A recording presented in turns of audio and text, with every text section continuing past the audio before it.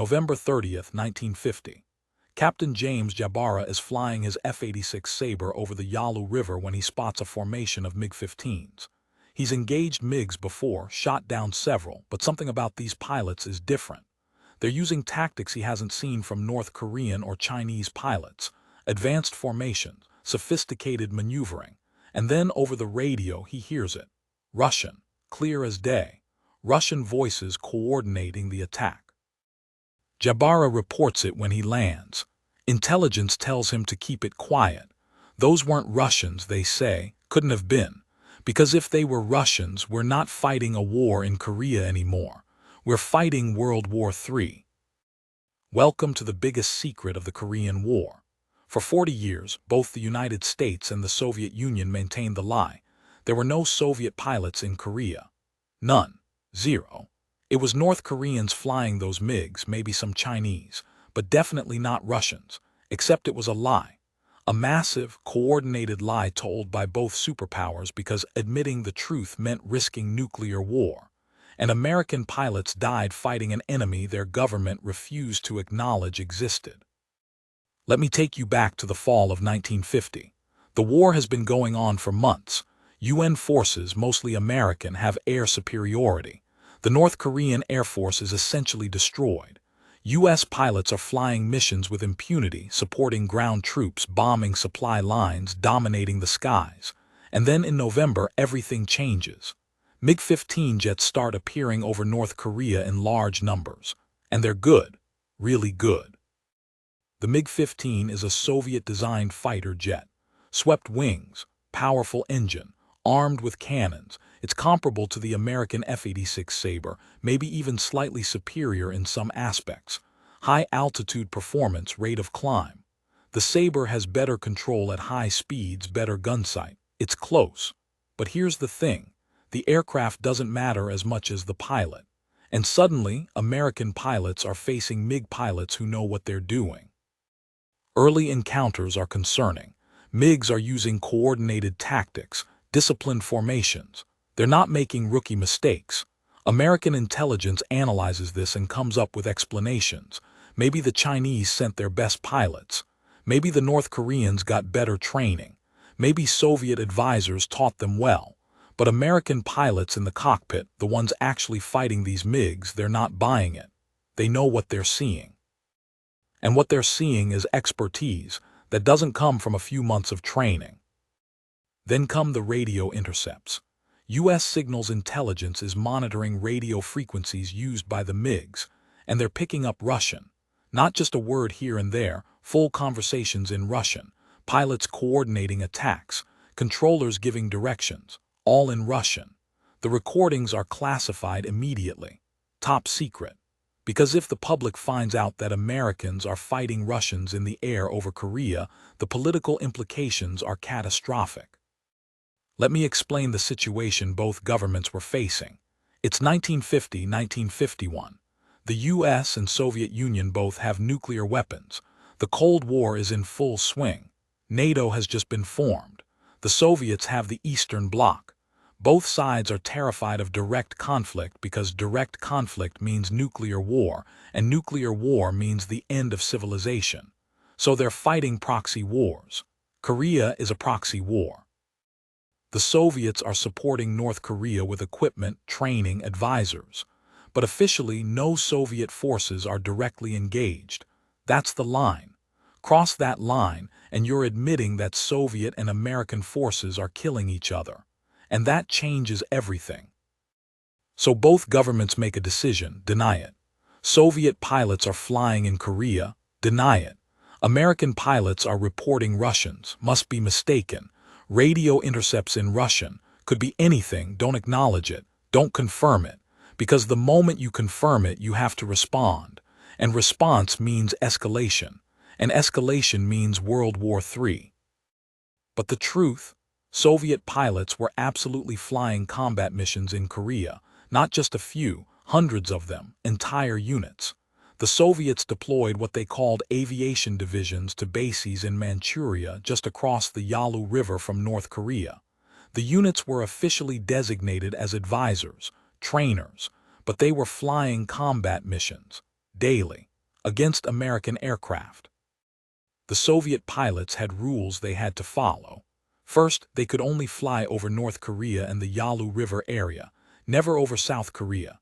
If they went south of the bomb line, it might be too obvious. Second, they were forbidden from speaking Russian on the radio. They were supposed to use Korean or Chinese call signs and limited phrases. Of course, in the heat of combat, that rule went out the window constantly. Third, if they were shot down over enemy territory, they were to destroy any evidence of Soviet involvement. And if captured, they were to claim they were Chinese or North Korean volunteers. The Soviet units included some of their best pilots, veterans of World War II, men who'd fought Germans on the Eastern Front, aces with dozens of kills. These weren't trainees. These were elite fighter pilots with years of combat experience, and they were flying the latest Soviet aircraft with orders to engage American planes. Why would the Soviets do this? Several reasons. First, they wanted to test their aircraft and tactics against American forces. The MiG-15 was new. They wanted combat data. Second, they wanted to give their pilots real combat experience. Training is one thing, but actual combat is different. Third, they wanted to protect their Chinese and North Korean allies. If UN air forces had complete air superiority, the war on the ground would be lost quickly. Soviet pilots could contest that superiority. And it worked. The arrival of Soviet-piloted MiGs changed the air war dramatically. Suddenly, American pilots couldn't roam freely. MiG Alley, the area near the Yalu River, became one of the most dangerous places in the sky. American bombers needed heavy fighter escorts. F-86s were constantly engaging MiGs. The air war became a real contest. American pilots started comparing notes. They'd talk about engagements where MiG pilots demonstrated skills that seemed beyond what they expected from North Korean or Chinese pilots. Tactical awareness, energy management, gunnery skills. Some American pilots started calling them honchos, the really good MiG pilots versus the average ones. They could tell the difference. The honchos flew differently, more aggressively, more competently. Captain Robinson Rissner, an American ace who shot down 8 MiGs, later described fighting the good MiG pilots as unlike anything else. He said they were clearly experienced combat pilots. They knew how to use their aircraft's strengths, how to avoid its weaknesses. They fought smart. He said it felt like fighting Luftwaffe pilots in World War II, skilled, dangerous, professional. And the American pilots were right. Those honchos were Soviet pilots, men like Yevgeny Pepelyev, who became a Soviet ace in Korea with 19 claimed victories, or Nikolai Sudyagin, who claimed 22 kills. These men were flying against Americans, shooting down American aircraft, killing American pilots, and both governments were pretending it wasn't happening. Let me tell you about a specific engagement that shows how crazy this situation was. April 12, 1951. A large formation of B-29 bombers is attacking bridges on the Yalu River. They've got F-86 Sabre escorts, but the MiGs come up in force. Dozens of them. The ensuing dogfight is massive. American and Soviet pilots are swirling around each other at high altitude, trying to get kill positions. During the fight, an American pilot gets on the tail of a MiG he's lining up the shot when another MiG comes out of nowhere and shoots him down. The American pilot, Captain Milton Nelson, ejects and is captured. He becomes a POW. While in captivity, he's interrogated. And during the interrogation, one of his interrogators makes a mistake, speaks to him in Russian-accented English. Nelson realizes these aren't all North Koreans or Chinese. Some of them are Russians. When Nelson is eventually released during prisoner exchanges after the war, he reports what he experienced. Intelligence debriefs him. They're interested in every detail, but officially, nothing. No public acknowledgement. It goes into classified files. Here's another story that shows the absurdity of the denial. American pilots are increasingly frustrated because they know they're fighting Russians, and they're not allowed to say so publicly. But intelligence keeps collecting evidence. The radio intercepts pile up. Gun camera footage shows aircraft with tactical numbers that don't match North Korean or Chinese systems. They match Soviet systems. Crash sites of shot-down MiGs sometimes have equipment with Cyrillic markings. Intelligence analysts write reports confirming Soviet involvement. These reports go up the chain, and the response from political leadership is always the same. Don't confirm it publicly. We know it's happening. The Soviets know we know, but we can't acknowledge it because acknowledgement creates a crisis. So you have this bizarre situation where American pilots are fighting Russians. Both sides know it, and both sides are pretending it's not happening. It's like two people in a room, both seeing the elephant and both insisting the elephant isn't there. The Soviet pilots, for their part, were under strict orders about secrecy. They weren't allowed to wear Soviet uniforms while in the combat zone. They wore Chinese or North Korean uniforms. Their aircraft had North Korean or Chinese markings. If they went into town on leave, they had to pretend to be Chinese volunteers. Some of them even learned basic Chinese phrases to maintain the fiction. But the operational security was often sloppy. Soviet pilots would get shot down and parachute into areas where they could be seen. Local civilians would see obviously European men being picked up by Soviet-marked vehicles. American intelligence would hear about this through informants. The evidence was everywhere, but officially, it didn't exist. The air combat itself was brutal. MiG Alley became one of the deadliest air combat zones in history. F-86s versus MiG-15s in swirling dogfights at high altitude. Both aircraft were closely matched. Both groups of pilots were skilled.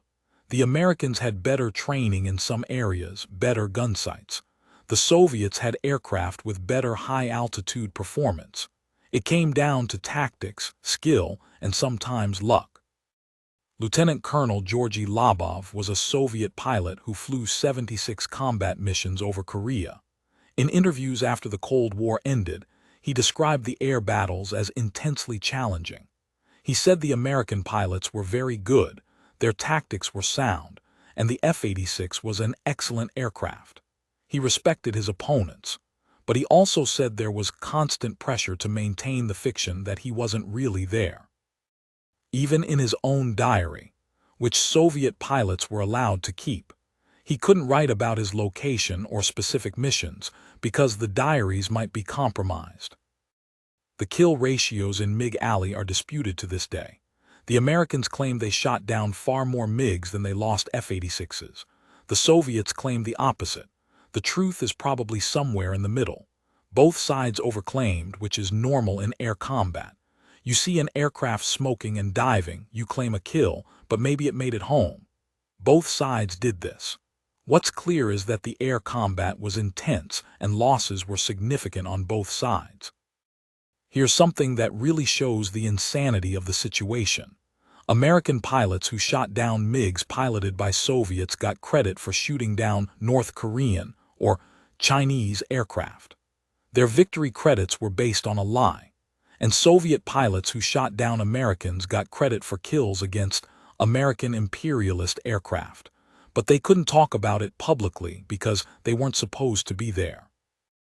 It wasn't until the 1990s, after the Soviet Union collapsed, that the truth came out officially. Russian archives opened up. Former Soviet pilots started talking openly. They published memoirs, gave interviews, confirmed everything. Yes, we were there. Yes, we flew combat missions. Yes, we fought Americans. We killed Americans and Americans killed us. And both governments lied about it for 40 years. When the information became public, there was surprisingly little outcry. By the 1990s, the Cold War was over. Russia wasn't the Soviet Union anymore. It was history. But for the pilots who'd been there, who'd known the truth and been forced to keep quiet, it was vindication. They'd been right all along. American Korean War veterans had mixed reactions. Some were angry that the truth had been hidden. They felt they deserved to know who they were really fighting. Others understood the political necessity of the time. Acknowledging Soviet involvement might have escalated to nuclear war. It's complicated. There's no clean answer. What we know now from Russian sources, approximately 72,000 Soviet military personnel served in Korea during the war. Of those, about 5,000 were Air Force personnel, including pilots. Soviet pilots flew over 63,000 sorties. They claimed around 1,000 American aircraft destroyed. That number is almost certainly inflated, but even if it's half that, it's significant. 319 Soviet pilots were killed in action or died in accidents in Korea. 319 Russians, who officially were never there. Think about that. Over 300 Soviet pilots died fighting Americans in Korea. Their families were told they died in training accidents or other cover stories. They couldn't be honored publicly as combat casualties because the government denied they'd been in combat. Their sacrifice was classified. On the American side, how many pilots died not knowing they were fighting Soviets? We'll never know exactly, but every pilot shot down by a Soviet-piloted MiG died fighting an enemy his government said didn't exist. That's a strange kind of betrayal. You're sent to fight, you do your duty, and the people back home don't even know who you're really fighting. Here's what makes this story important. It shows how close we came to World War III. If either government had publicly acknowledged Soviet involvement, if a shot-down Soviet pilot had been paraded in front of cameras, if the political pressure had forced acknowledgement, the situation could have spiraled. The Soviets would have had to respond. The Americans would have had to respond to the response. And suddenly, you've got escalation. The fact that both sides chose to maintain the lie, as frustrating and dishonest as it was, probably prevented a larger war. Sometimes lies serve a purpose. Sometimes the truth is too dangerous to tell. That doesn't make it right, but it might have been necessary. The pilots on both sides were pawns in this game. They were sent to fight each other while their governments denied they were fighting.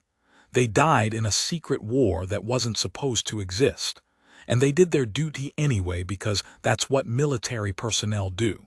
They follow orders, even when those orders include lying about what they're doing. Major James Jabara, who I mentioned at the beginning, ended up as one of the first jet aces in history. He shot down 15 enemy aircraft in Korea. Some of them were almost certainly piloted by Soviets. He never got official confirmation of that during the war, but he knew. Most of the experienced American pilots knew, and they couldn't say anything. In his memoirs, published years after the war, Jabara wrote carefully about it. He noted that some enemy pilots demonstrated skill levels consistent with extensive combat experience, and that there were persistent reports of Russian voices on radio frequencies. He couldn't say more than that directly, but he was confirming what everyone who'd been there already knew. The Soviet pilots who survived went home and were ordered to never speak about their service in Korea. It was classified, state secret. Some of them retired from the military and lived their whole lives without being able to talk about their combat experience. Imagine being a fighter ace, having shot down multiple enemy aircraft in combat, and not being able to tell anyone. Your own children don't know what you did. That's what these Soviet pilots lived with. After the Soviet archives opened, there were efforts to document the Soviet participation properly. Russian military historians worked to identify all the pilots who'd served in Korea, to record their missions, to honor their sacrifice. For the first time, these men could be recognized publicly as combat veterans. Some of them were still alive in the 1990s. They finally got to tell their stories. There were even some reunions between former American and Soviet pilots who'd fought in MiG Alley. Old enemies meeting decades later, comparing stories, realizing they'd been trying to kill each other over the Yalu River. Some of these meetings were tense. Some were friendly. War creates strange bonds. What should we take away from the MiG Alley secret? First, that the Korean War was more dangerous than the public knew. American and Soviet forces were in direct combat, killing each other, while both governments denied it to prevent escalation to nuclear war. Second, that service members on both sides were put in impossible positions. ordered to fight but not allowed to acknowledge who they were fighting. Third, that sometimes historical truth takes decades to emerge. The full story of the Korean War is still being written as more information becomes available. The Secret of MiG Alley is a reminder that war is more complex than we're usually told. There are layers beneath the official narrative. There are truths that are too dangerous to tell at the time. And there are men and women who serve knowing that their real story might never be told. Soviet pilots flew and fought and died in Korea. American pilots fought them, sometimes shot them down, sometimes were shot down by them. And for 40 years it was a secret, a lie maintained by two superpowers who were terrified of each other's nuclear arsenals. The men in the cockpits knew the truth. The intelligence agencies knew the truth. But the rest of us weren't allowed to know until it was safe, until the Cold War was over and the truth couldn't start World War III anymore. That's the secret of MiG Alley. That's what really happened in the skies over North Korea.